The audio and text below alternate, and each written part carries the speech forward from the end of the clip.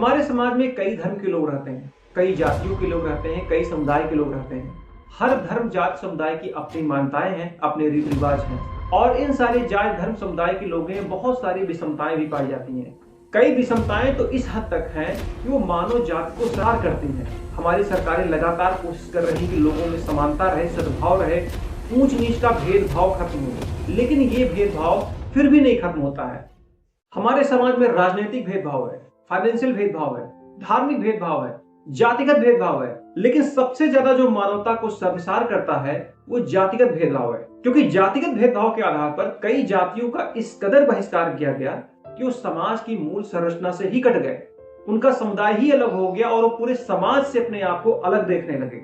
आज हम इस वीडियो ब्लॉग में ऐसी ही एक जनजाति के बारे में बात करने वाले हैं जिसका नाम है रामनामी जनजाति, जो समाज की जातिगत कुरीतियों की वजह से ही मंदिर जाना छोड़ दिया। कहा जाता है छत्तीसगढ़ में एक जिला है जिसका नाम है जांजगीर चांपा और उसी जांजगीर चांपा में एक गांव है जिसका नाम है चारपारा गांव और उसी गांव में एक दलित युवक था जिसका नाम था परशुराम। 1890 के आसपास परशुराम ने एक संप्रदाय की स्थापना की जिसका नाम रखा रामनामी संप्रदाय। ये नाम इसलिए रखा क्योंकि ये संप्रदाय भगवान राम की पूजा करता था और भगवान राम को अपने रोम रोम में बसाता था।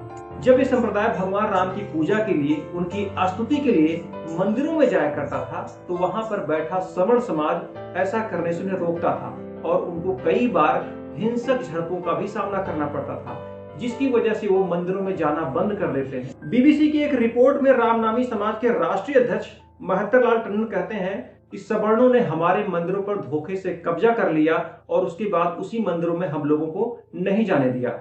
भगवान राम ने किसी को तो ऊंच नीच रहने ही नहीं दिया, लेकिन ये मानव भेदभाव की खाई को इतना गहरा कर देता है जिससे समाज में अनेक बुराइयां जन्म लेती हैं। वो जातिगत भी हो सकती हैं, वो सामाजिक भी हो सकती हैं।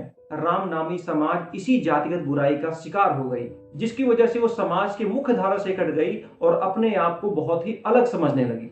1900 के आसपास भारत अंग्रेजों का गुलाम था, लेकिन रामनामी समाज के ऊपर दोहरा अत्याचार हो रहा था। अंग्रेजों के साथ साथ सवर्ण हिंदुओं के द्वारा भी उन पर अत्याचार हो रहा था। इतने अत्याचार होने के बावजूद रामनामी समाज ने भगवान राम में आस्था नहीं छोड़ी। इसके बाद रामनामी समाज अपने मंदिर पर अधिकार पाने के लिए 1910 में ब्रिटिश कोर्ट का रास्ता देखता है। इस पर 2 साल तक सुनवाई होती है। 12 अक्टूबर 1912 को न्यायालय का फैसला आता है कि हर किसी समुदाय को अपनी संस्कृति, अपनी भाषा को सुरक्षित रखने का अधिकार है, उसे अपने मंदिर का रख रखाव, उसमें पूजा अर्चना करने का अधिकार है। न्यायालय का निर्णय आने के बाद भी रामनामी समाज की समस्याएं कम नहीं होती हैं। लगातार सवर्ण जातियों से उनका द्वंद्व होता है और लगातार सवर्ण जातियां उनको मंदिर जाने से रोकती हैं।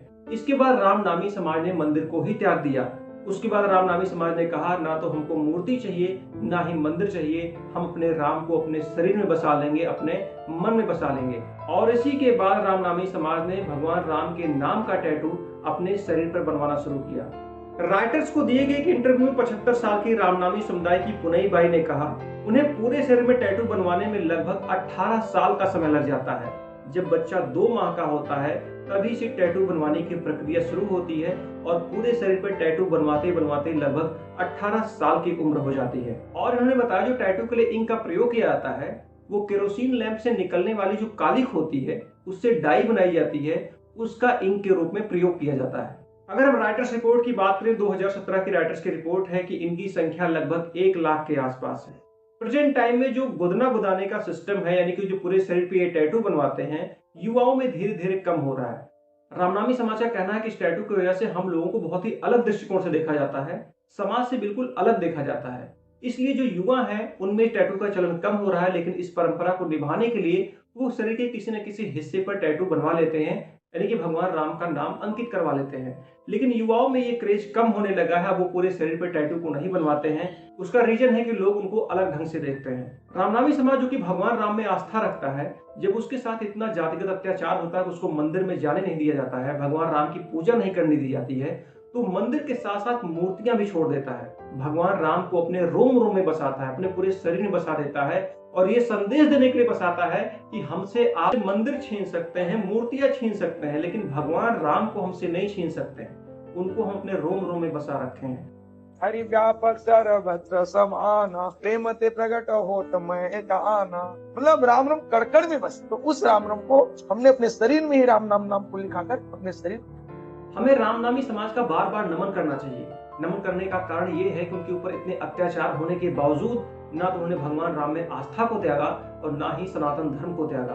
तो ऐसे समाज को हमें नमन करना चाहिए।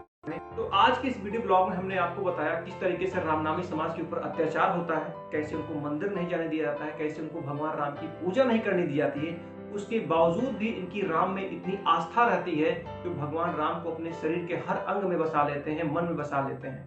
तो आज के इस वीडियो ब्लॉग में बस इतना ही। ये वीडियो आपको कैसा लगा इसके बारे में जरूर बताएं। वीडियो को लाइक करें, चैनल को सब्सक्राइब करें। धन्यवाद।